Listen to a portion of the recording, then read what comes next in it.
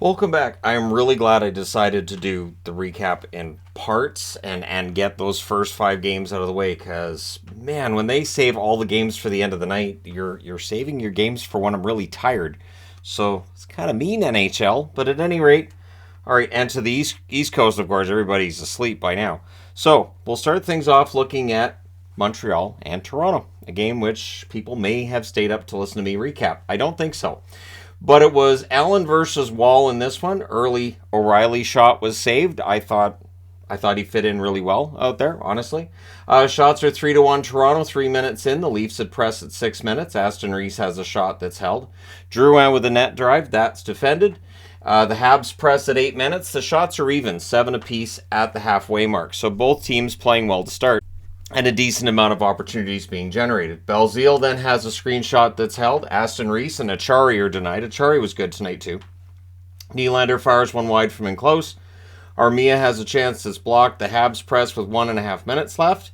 Nylander has a net drive that's saved, but it's scoreless after one. Second period, early chances for both teams, but at 42 seconds, it's Josh Anderson scoring from Matheson and Harris. Leafs have a power play. They have trouble setting it up, but once they do, they score on it. It's bunting from Matthews and Sandin at 5:32. Matheson then has a net feed that's picked off. The Habs go to the power play. Drouin has a shot that's held. That power play is killed off. Drouin's not allowed to get a goal. Hoffman's denied on a 2-on-1, and then Engvall, one that just trickles in, almost saved by Allen, makes it 2-1 Toronto at 13:19. Hoffman then had a rush chance that was defended. Leafs press with 4.5 minutes left. They end up drawing a power play. That was killed off. Marner goes end-to-end on a rush chance. That was defended. And then Bunting makes it 3-1 from Yarncroke and O'Reilly at 18:20. So there's Ryan O'Reilly on the board. And then the Leafs look for another. So they're up 3-1 after 2, but they got all the momentum. Third period, the Habs get some pressure. They're kept to the outside, though. And then on a great play by Matthews, Nylander ends up burying one. Matthews with the primary assist, Giordano with the secondary at 3:47. That makes it 4-1 for Toronto. Leafs press for another. Armia has a chance that misses high. Habs press at 9.5 minutes. Suzuki fires one wide on a rush, but the Leafs end up getting a power play. Things get punchy on an Allen hold. That power play is killed off. 2 shots allowed. And then David Kampf, he gets a goal from Engvall and Sandin at 14:53. And it's his first goal in 28 games. So good for him. That is your final goal. Your final score is 5-1 in favor of Toronto. They go to 34-14-8 with the win. Montreal 23-29-4 with the loss. The shots in this one, 16-13 Toronto in the first, 14-8 Toronto in the second, 10-9 Toronto in the third. They outshoot the Montreal Canadiens 40-30. Power plays, Montreal 0 for 1, Toronto 1 for 3. The hits 28-25 for Toronto. Allen saved 34 out of 39, and Wall, 29 saves on 30 shots. What goaltending problem? We're seeing a lot of young goaltenders come up and play pretty well right now, aren't we? So, kind of a benefit of there being some depth in the goaltending position. All right, next up, Washington and Carolina. I don't know that this was the biggest dud. Now, I'm saying that not from a Carolina perspective. If you're a Canes fan, you loved this game. This game was great. But part of what makes a really good outdoor game is it being close or having some sort of a doubt as to who's going to win. I would think the ratings on this might have been high to start. By the end, I would think a lot of people would have tuned out. So it's Kemper versus Anderson. 2 minutes and 11 seconds in on the first shot for the Canes, they get a goal. It's Kokaniemi, who's been hot lately, from Teravainen and Natchez. The Caps press to respond. We end up with a power play for Washington. Orlov has a shot that's blocked. That's as close to a shot as they get. It's killed off. No shots on net. The shots are 3-2 for the Canes at 8 minutes. Caps get another power play. That leads to a shorthanded rush by Aho. That's killed off as well. Canes then go to a power play too. Kemper holds amid a dog pile, and that power play is killed off. So after the first, it's 1-0 Carolina. The Canes 21-2-4 when they lead after one. They're pretty good with the lead. I'm not sure if you've heard. So, power play for Carolina, that's killed off. But then, Stastny tips in a rebound from Chatfield and DeHaan at 5:47. Shots are 6-1 for Carolina at 7 minutes. The Canes go back to the power play. They score on this one. It is Natchez from Burns and Kokaniemi at 8:48. And that was after a couple of misses by Carolina as well. So, Washington not quite bailed out by that as they do eventually get the goal anyways and go up 3-0. Caps just aren't generating chances at this point. Halfway through the game, the shots are 18-9 in favor of Carolina. So 9 shots on net in the first 30 minutes. Pesce has a screenshot that saved, and then on a 2-on-1, Teravainen scores to make it 4-0 from Natchez and Anderson at 11:17. That is Freddie Anderson with the assist. This is where Peter Laviolette decides he's seen enough and he calls a timeout. The hitting ramps up after. There's some anger from the Caps that's showing up at this point. The Caps press with 7.5 minutes left. Oshie has a chance to kick aside. We had a fight between Mantha and Martinook. The Canes came out of that with a power play. That was killed off. And the Caps, honestly, playing better after the timeout. But they're down 4-0 after 2. Third period, early shot by Shea is held. Oshie has a slot shot that deflects out. Canes press at 2.5 minutes. They're really in total control at this point. Shots are 5-2 for Carolina at 6 minutes. Caps press at 9.5 minutes. They're kept to the outside. But eventually, Tom Wilson gets a goal. He scores from Milano and Favari at 10:32. And then the Caps look for another. They would get some pressure with 5.5 minutes left, but they just don't have enough time. And in the final minute, the Canes, I should say, get some pressure of their own to close this out and win it 4-1. They go to 37-10-8 on the season. Washington, this is a tough one, 28-24-6. They are not in the driver's seat about whether or not they make the playoffs. They came into today below the playoff line. They come out of tonight below the playoff line as well. Shots in this one, 10-7 Carolina in the first, 12-8 Carolina in the second, 13-10 Carolina in the third. Final shots, 35-25 for the Capitals, or for the Canes, I should say. The Caps, 0-2 on the power play. The Canes, 1-4. Hits, 25-12 for Washington. Kemper saves 31 out of 35, and Freddie quietly putting together some good starts, 24 saves on 25 shots. So the Canes really controlled this one. It wasn't really in any kind of doubt. And yeah, like I said, I'll be interested to see what that did to the ratings on this one. All right, next up, the Rangers and the Flames. So the Rangers have to stop falling behind. I love a good comeback as much as anybody, but they have to stop falling behind, which is what they did early tonight against Calgary. So it's Halak versus Markstrom, and on the first shot, Calgary scores. It's Mangiapane from Backlund at 38 seconds. And then on their second shot, Calgary scores. It's Kadri from Huberdeau and Pelche at 46 seconds. And then the Flames look for more. This could have got really, really ugly. It didn't, but it could have. Trocheck has one tip wide on a rush. Mangiapane then is denied on a break. There's a post for Tarasenko as the Rangers press. Weegar has a net feed. That's picked off. There's a power play for the Rangers. That's killed off by the Flames. No shots allowed. Rangers press after it's done, but the shots are 11-3 for Calgary with 7.5 minutes left. So Halak bounces back after allowing goals on the first 2 shots. Flames press with 6 minutes left. Pelche with a net feed. That was defended, so it doesn't get there. Tarasenko has a shot that's held. After the first period, it's 2-0 Calgary. Second period, Coleman has a net drive that gets blocked out. Their shots are 2-1 for the Flames at 3.5 minutes. Anderson fires one wide on a rush, and then Huberdeau has a chance that's held. I would imagine his agent's in a better mood tonight. Rangers are stuck on one shot. The Flames press at the half. Then there's a power play for Calgary. That leads to a shorthanded miss for Vesey. He had an open net. That was a wide open net. They do kill that off, but yeah, for Vesey, if that one went in, score could have been a lot different by the end of this game.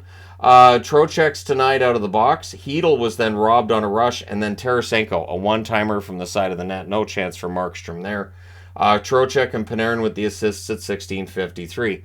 Backlund then has a rush chance. That's saved. 1.4 seconds left. The Flames get a power play. So that rolls over into the third.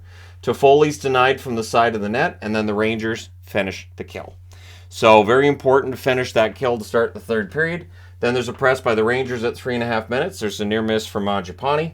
Teams are exchanging rushes shortly after that. The shots on net are 5-2 for the Flames with 9.5 minutes left. Rangers go to the power play. Zibanejad's robbed. They cycle, and then they score. It's Lafreniere with 2 seconds left in the power play from Trocheck and Hedl at 12:47. So Lafreniere now in double digits in goals. Guy's a bust. So there's a near miss for Kadri then on a net drive. Lucic ends Hedl, and then he comes back to life because that's what Hedl's going to do. That was a collision. And what's amazing with Lucic is when he collides with somebody, that other somebody just flies through the air, and Lucic just skates around like, did I feel something? Was that a player? It's just, it's not fair. So at any rate, we're going to overtime. Now, Kadri was mad because the Rangers scored that power play goal and a penalty was called against him.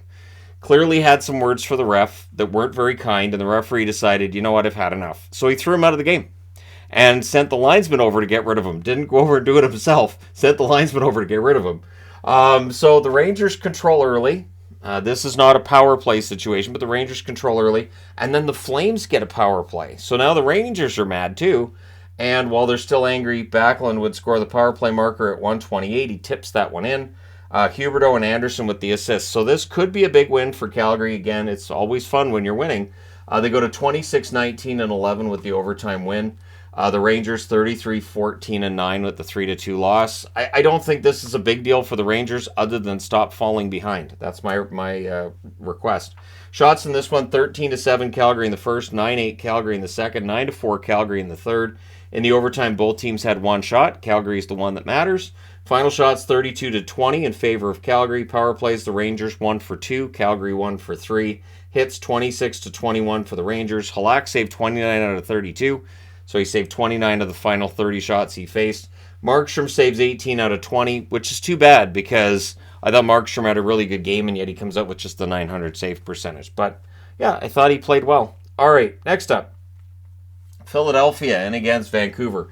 I had a funny feeling this one was going to go Vancouver's way, and that Philly's kind of gotten bad again. So it's Hart versus Seelovs. And I have to say, now I've been talking about Vancouver and how, they lose, and I want that really good draft lottery spot. But it's nice to see a young goalie come up and play well. Seelovs, we've seen in Abbotsford, he's had some really good games. He's had some mediocre games too, but he can be a really good goaltender. So really pressed by the Flyers. Joshua then has a rush chance that's held. Di Giuseppe fires one wide as the Canucks are pressuring. 6 minutes in, the shots are 3 apiece. Canucks press at 7 minutes. Besser's denied on a one-timer. Bear hits the side of the net. The Flyers clear it out after that. Konechny's then denied on a rush. Pettersson was denied, and then Beauvillier is not. He tips one in front from Shannon Pettersson at 14:24. It's almost as if Beauvillier joins the team and they're like, so you have to go to the front of the net and tip pucks. That's what Beau did. And he's like, but I'm not Beau. So you have to go to the front of the net and tip pucks. Fine, we'll go to the front of the net and tip pucks. It's not the only time he does it tonight. And then Braun. Now, I think this goal's been taken away from Braun. I heard something about this, so I don't think it's Braun's goal anymore. But for this recap, we'll pretend it is. Because apparently he took the puck too. The assists were to Brown and Farabee. It was 15-56. It was through a screen. It did look like it got tipped in front. So after a single period of play, it's 1-1. Second period, Kuzmenko tips one in at 1:53 from Shannon Pettersson. So everybody's getting in on this, although Kuzmenko tips pucks in too. He and Horvat tipping a lot in. This is why when people talk about, the shooting percentage is too high, I don't know, I'd call them shots. They're tips. When you're tipping it will often go in, right? So the shots are 2-1 for the Flyers at 6 minutes, meaning the only shot Vancouver got went in the net. Flyers press at 6.5 minutes. There's a near miss for Van Riemsdyk. The Canucks get pinned down there. They don't end up paying the price for it. Myers then had a rush chance that was held. Why did they pass the puck to Myers? Anyways, that was the one thing I asked was, okay, you got two guys who can score and they pass the puck to Myers. And I mean, Myers has been decent this year, but on a 3-on-2, I don't know that I'd decide we're going to end up giving it to Tyler.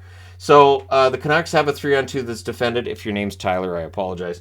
D'Angelo fans on one. The Canucks end up icing it, though. They can't take advantage. But they end up getting a power play. And during the power play, it looked like it was Pettersson's goal, but it's tipped by Beauvillier in front. So again, doing the Boer-Horvat work. Beauvillier from Pettersson and Hughes on the power play at 13:35.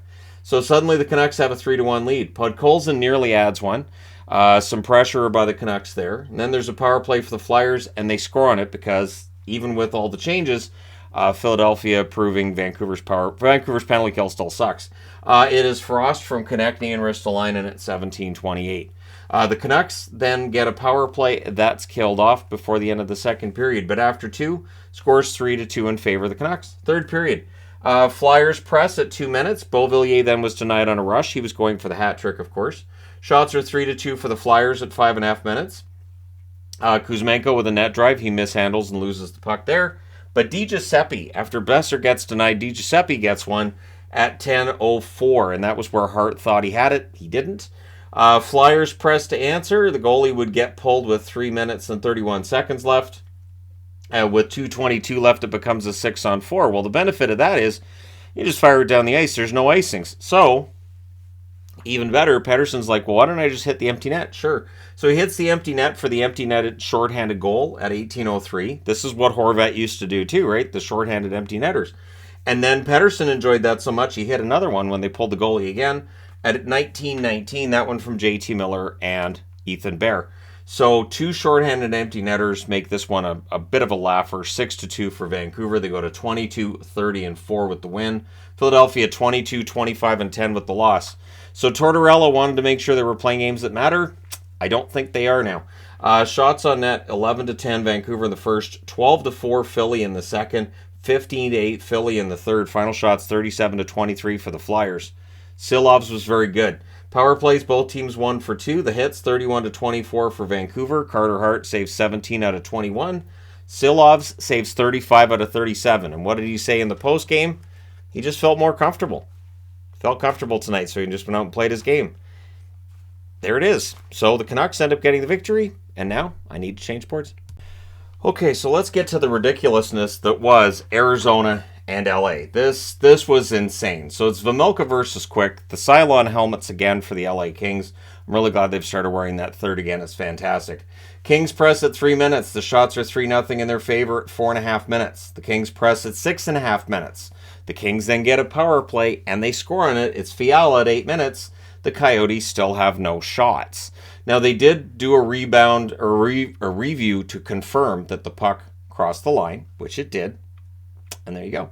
But Arizona would answer. Josh Brown, on their first shot, he scores from Soderstrom and Boyd at 9:06. However, the LA Kings decide, not tonight, not in our house. Kopitar answers from Byfield and Kempe at 9:56. Exactly 2 minutes later, as the emotions are starting to rise in this one, Lizotte scores from Iafallo and Fiala. He buries that one in close. No chance for Vejmelka on that one. And then at 14:48, it's Roy scoring from Kopitar and Durzi. And at 15:48, exactly 1 minute later, Fiala from Lizotte. It is 5-1. Vejmelka gets the mercy pull. In goes Connor Ingram, or Wall. We'll just call him Wall. The Kings press to close it, but they don't get another, but it's fine. They're up 5-1 after one period. What could possibly happen? All right, let's get into what possibly happened. Second period, good start for the Coyotes. Dano has a net feed that's picked off. We get 2 minutes of 4-on-4.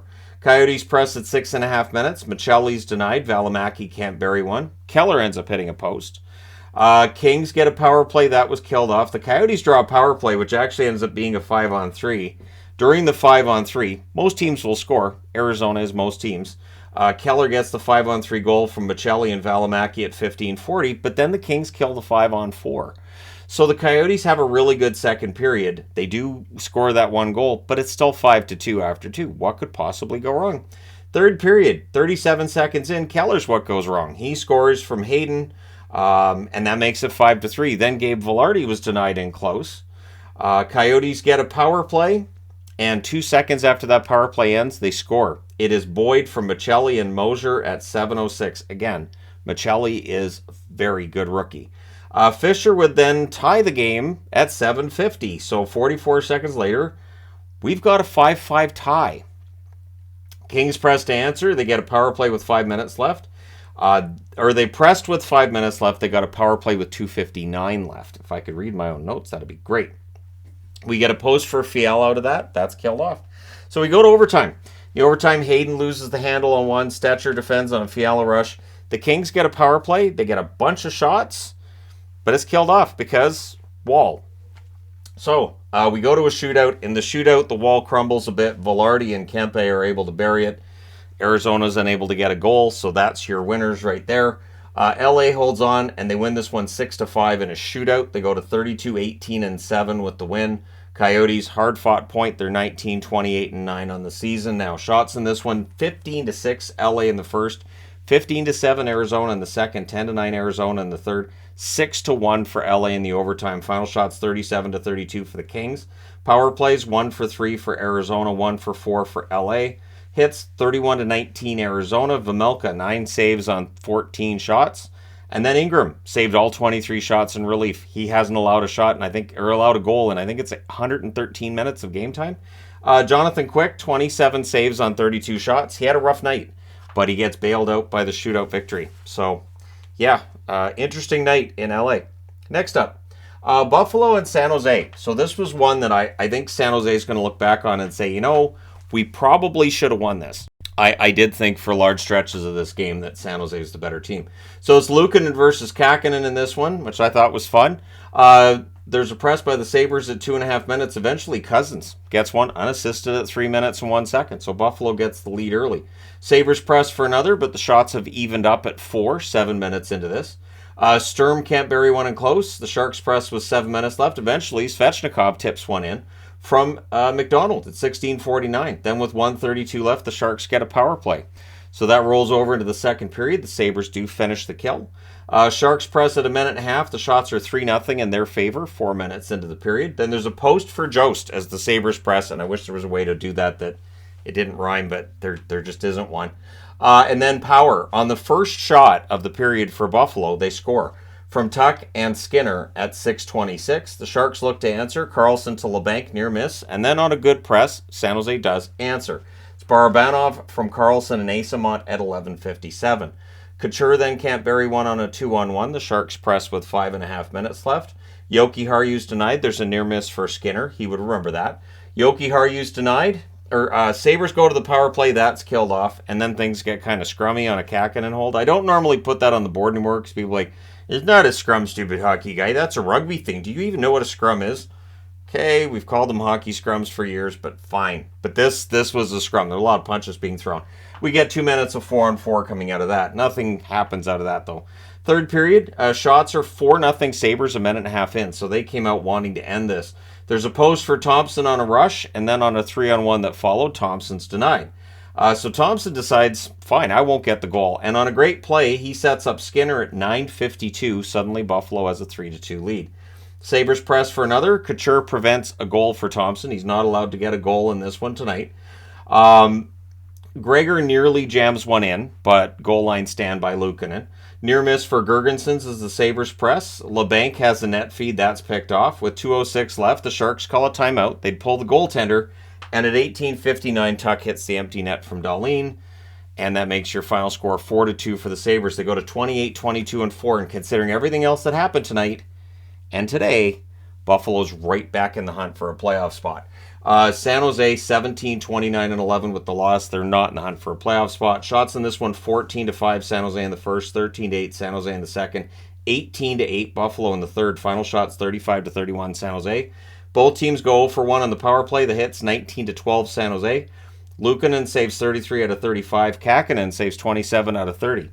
So hopefully at some point in their careers, Luukkonen and Kakkonen are a goaltending tandem, because then I can just keep saying it, because that would be fun. All right, next up, Detroit and Seattle. I had to wear Seattle for this one. It feels like it's a big game for them at home, right? Now at home is where Seattle has had a lot of setbacks this year, so when they have a good game at home, I want to acknowledge it. Husso versus Grubauer in this one. Early jump for the Wings. Kraken press at 4 minutes. The Wings would then press back 6 minutes into it. Really solid start to this game. Good forechecking by Berggren. I thought that was worth noting and throwing on the board. Wallman blocks as Seattle presses. Things are up tempo. Very few whistles to this point in the game. The shots are 5-4 for Seattle halfway through. Berggren fires one wide as the Wings press, and then Seattle gets the lead. Now Eberle, who had been cold, is now hot all of a sudden. Soucy with the assist at 16:50. And then Beniers is denied from the slot, so Seattle's looking for more. But before the period's out at 19:44, it's Pius Suter scoring from Wallman. So it's 1-1 after 1. Second period. Kraken press at 1.5 minutes. Eventually they score. And it's Eberle that gets one again from Beniers and McCann at 2:05. Kraken press for another. Shots on net are only 2-0 Seattle at 4.5 minutes. Seattle, though, has some momentum. The Wings then get a power play. Kraken don't let them set up. Hronek has a pass that just deflects out. Seattle kills that off. Kraken then get a power play. Detroit, to their credit, they kill that off as well. Fabry has a rush chance that deflects out. And then with 1 minute and 19 seconds left, the Wings get a 4-minute power play. Or should have. 5 seconds later, it's a 4-on-4.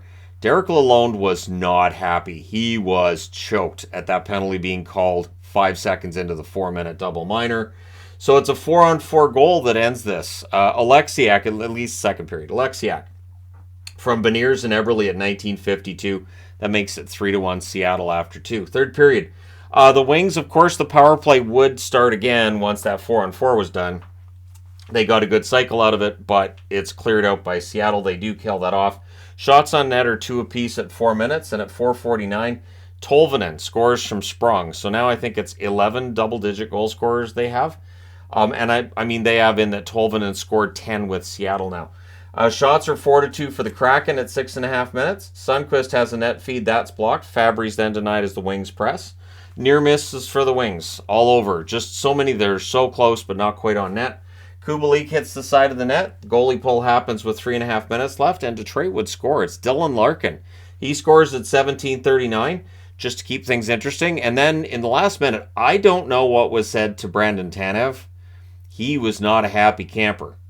I wonder if something was said to him along the same lines as what was said to Stetcher. Like, did Bertuzzi call up Zegers and go, so what did you say? I want to make somebody go nuts too. At any rate, the Kraken ended up with a power play that would end it, but these teams meet again soon, and it looked like these guys like Tanev and Bertuzzi were agreeing they'll fight next time, so we'll see. But Seattle wins the fight tonight that matters. They score 4, they allow 2, they win, they go to 32-18-6 with the win. Detroit 26-21-8 with the loss. So it's interesting that the Pacific Division, that we all kind of agree is the teams in the playoffs in the Pacific Division did pretty well tonight eventually. So shots in this one, 10 apiece in the first, 10-5 Seattle in the second, 8-6 for Detroit in the third. Final shots 26-23 for Seattle. Power plays Detroit 0 for 3, Seattle 0 for 2. Hits 11-10 for Seattle. So despite there being some emotions and ramping up of stuff in this, not a lot of hits. Husso saves 22 out of 26. Grubauer saves 21 out of 23. So tough loss for Detroit. This coupled with this victory here means Buffalo is right there with them. Again, the East is very, very tight right now. All right, next up, Tampa Bay and Vegas. The other game with all the goals in it, right? So it's Vasilevsky versus Hill. The Bolts press are kept to the outside. They are the only shot on net in the first 4.5 minutes was Tampa. So it looked like this was going to be a quiet one. Nope. 6 minutes and 10 seconds in, Tampa Bay does open the scoring. It's Nemesnikov from Perry and Sergachev. 7 seconds later, Vegas answers. It's Howden from Kolasar and Pietrangelo, and then Vegas looks for the lead. We get a power play, though, for Tampa, and they score on it. On their third shot, they get their second goal. It's Stamkos from Hedman and Kucherov at 6:57. But then on their fourth shot, Vegas ties it. It's Marchessault from Cotter and Theodore at 8:17. So we're 8 minutes and 17 seconds in. This one's tied at 2. McNabb breaks up a 2-on-1. Bogosian has a blast that deflects high. And then Theodore puts one through Vasilevsky. From Smith and Carlson at 14:20. Vegas then gets a power play. That's killed off. 4 seconds later, Vegas gets a goal, though. So Vegas has a goal that goes in after the power play's done. It's challenged. Nope. It counts. So they were challenging it for a high stick. Nope. They couldn't find a definitive angle that said it was a high stick. And so it's a power play. Marchessault's goal counts from Theodore and Smith at 17:46. John Cooper not happy with that one. But they did kill off that penalty. So after one period, it's 4-2 Vegas. Second period, Bolts press at a minute and a half. Kessel's denied on a break. And then at 4:29, Corey Perry scores from Hedman. So that makes it a 1-goal game. Bolts press to tie it. They draw a power play. Good cycle, but Vegas blocks. And they kill it off. The shots are 9 apiece with 5 minutes left. We didn't get much after that. We only had 1 shot the rest of the period. White Cloud has the blast. That's the one right there. It's caught and held. Cirelli had a last-minute rush chance that's held, so that didn't count as a shot. Cirelli hit the post with his head. Well, his helmet was on, but that didn't look pretty. And considering Cirelli does get hurt often, it seems, hopefully he's okay. But at any rate, we go to the third period with Tampa Bay down 1. Shots are 2-0 Bolts at 3 minutes. We get 2 minutes of 4-on-4. The Bolts press at 6.5 minutes. They don't get any shots out of it. Vegas keeping things quiet. The shots are only 2-2 at the half. So a very quiet third period for a Vegas third period. White Cloud has a net feed that's defended. The Bolts press. They're kept to the outside. Vegas is giving them nothing. There's a delay game call. Gives the Bolts a power play, but that's killed off. Raw's denied on a fast break. And then the goalie comes out. And Raw hits the empty net. He does that at 18:51, right after the goalie leaves the ice. So that makes it 5-3. The game's over. Yay. Nope, not yet. Belmar scored from Sergachev at 19:49 to keep things at least somewhat tense. But Vegas holds on and wins it 5-4. They go to 34-18-4 with the win. So they stay first in the division. For Tampa Bay, 35-17-3 is their record with the loss. Shots on net, 10 apiece in the first, 10-9 Vegas in the second, 6-5 Vegas in the third. They outshoot Tampa Bay 26-24. Power plays, Tampa Bay 1 for 3, Vegas 0 for 2. Hits, 25-23 for Tampa. Vasilevsky saves 21 out of 25. Aiden Hill saves 20 out of 24. So, kind of a bonkers night. Let me know your thoughts in the comment section below, as always. Don't forget to hit like and subscribe if you're browsing your way through. You just happened upon this video. Thank you guys so much for watching, for all your support. I will talk to you again soon.